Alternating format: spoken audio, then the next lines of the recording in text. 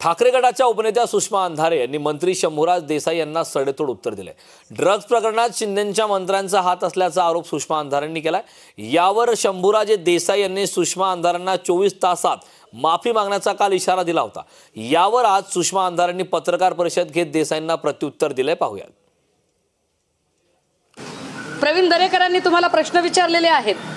दरेकर असं म्हणतात की उत्पादन शुल्क विभागातील निरीक्षक स्वतःला काय समजतात, तापडे आणि लाड नावाचे निरीक्षक यांच्यात एवढी मस्ती येते कुठून, अधिकारी लोकप्रतिनिधींनाही जुमानत नाहीत, यांच्यावर काय कारवाई करणार, असा खडा सवाल दरेकरांनी विचारला आहे।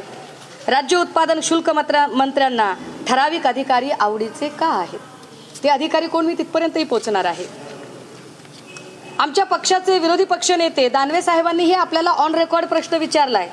मंत्री शंभूराजे देसाई अधिकाऱ्यांची वकिली का करीत आहात? हे 4 अधिकारी सरकारचे जावई आहेत का? 9 वर्ष एकाच जागी काम करूनही त्यांची बदली का होत नाही? हाच न्याय बाकीच्यांना लावणार का? मंत्री त्या अधिकाऱ्यांची एवढी बाजू का मांडत आहेत? कुठल्या अधिकाऱ्याबद्दल बोलते आणि का बोलते तेही आपल्याला सांगेल। तिसरं कोण बोललंय याच्यावरती? याच्यावर एकनाथ खडसे साहेबांनी प्रश्न विचारलाय। अधिवेशनातले प्रश्न आहेत हे सगळे। सेवा 24 वर्ष आणि गेली 20 वर्ष काही अधिकारी कार्यकारी पदावर आहेत। मंत्री महोदयांनी नागरी सेवा मंडळाच्या शिफारशी डावलून बदल्या केल्या आहेत। मुंबई बाहेरील लोकांच्या वैद्यकीय प्रमाणपत्र जोडून पुन्हा मुंबईत करण्यात आल्या आहेत। या नियमबाह्य बदल्या रद्द करून या संपूर्ण बदल्यांची आणि त्यातील आर्थिक गैरव्यवहाराची चौकशी व्हावी। हे भाई जगतापांचं स्टेटमेंट आहे। काँग्रेसचे नेते भाई जगताप असे विचारतात, राज्य उत्पादन शुल्क मंत्र्यांचे ठराविक अधिकारीच आवडीचे आहेत का? कशावरून विचारत आहेत? त्यांनी विचारलंय नागरी मंडळाच्या शिफारशी डावलून नियम मोडून केल्या बदल्या। नागरी सेवा मंडळाने 55 बदल्या सुचवल्या, त्यापैकी 10 बदल्या मंत्री कार्यालयाने बदलल्या। ते करताना जे लोक वर्षानुवर्ष कार्यकारी पदावर आहेत त्यांना पुन्हा त्याच पदावर ठेवलं गेलं। SR लाड हे 12 वर्ष, संदीप मोरे, SB पाटील, PR तावडे हे अधिकारी पनवेल, ठाणे, मुंबई परिसरात आहेत। निरीक्षक नंदकुमार जाधव पुणे जिल्ह्यात सतत 10 वर्ष कार्यरत आहेत।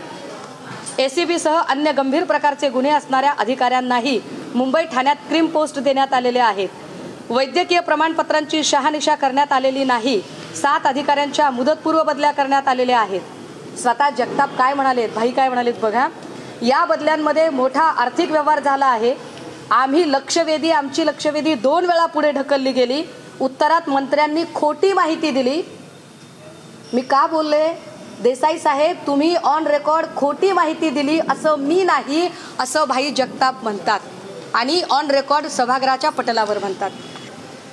राज्य उत्पादन शुल्क मंत्री शंभूराजे देसाई यांच्या भ्रष्ट कारभाराबाबत विषय क्रमांक 1, औरंगाबाद डिस्टिलरी कंपनी वालचंद नगर, तालुका इंदापूर, जिल्हा पुणे या डिस्टिलरीने अवैधरित्या शुद्ध मद्यार्काचा पुरवठा अवैध पेय मद्य निर्मितीसाठी केला होता।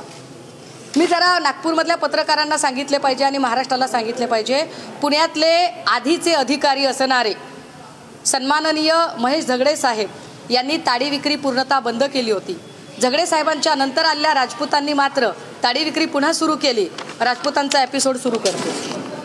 डिस्टिलरी कंपनी अवैधरित्या शुद्ध मद्यार्काचा पुरवठा अवैध पेय मद्य निर्मितीसाठी केला होता। ह्या अवैध मार्गाने सदर डिस्टिलरीने महाराष्ट्र शासनाचा 143 कोटी, देसाई साहेब मला माहित नाही हो 1 कोटीतही किती शून्य लागतात ते, कारण आयुष्यात कोणाची कसलीही उधारी नाही आहे, पण बँक ऑफ इंडियाचं एक घरासाठीचं माझं कर्ज आहे आणि त्याचे हप्ते भरताना फार प्रामाणिकपणे मला कसरत करावी लागते। 143 कोटी किती म्हणजे तुम्हाला चांगले कळत असते। महाराष्ट्र शासनाचा 143 कोटी रुपये इतका महसूल बुडवला होता, म्हणून आयुक्त राज्य उत्पादन शुल्क यांनी सदर कारखाना व त्याचे लायसन रद्द केले होते व रुपये 143 कोटी शासकीय महसुलात जमा करण्यास सांगितले होते। त्या विरुद्ध ही जी फॅक्टरी आहे औरंगाबाद डिस्टिलरी ही माननीय उच्च न्यायालयात दाद मागण्यासाठी गेली असता न्यायालयाने सुद्धा आयुक्तांच्या आदेशात हस्तक्षेप न करता विभागास नियमानुसार निर्णय घेण्यास अर्थात 143 कोटी रुपये भरलेच पाहिजे हे कोर्टाने सांगितलं होतं।